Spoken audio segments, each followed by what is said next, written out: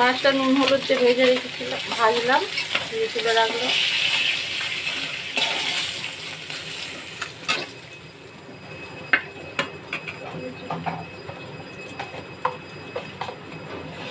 এবার কালো জিরে ফোড়ন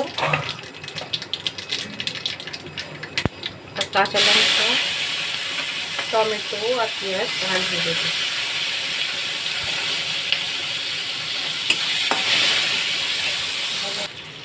এবার মশলা দেবো। 1 চামচ লঙ্কার গুঁড়ো, 1 চামচ নুন, 1/2 চামচ ধনের গুঁড়ো, 1/2 চামচ জিরের গুঁড়ো, 1 চামচ হলুদ গুঁড়ো,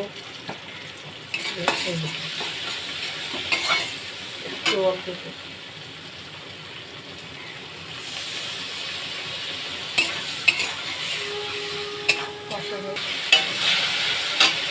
একটু জল দেবো। জলটা ফুটে এবার মাছগুলো দিয়ে দেবো, দিয়ে অল্প। এবার দেবো ভাজা মশলা, ধনে জিরে গরম মশলা দিয়ে একটা ভাজা মশলা এটাকে দিয়ে দিলাম।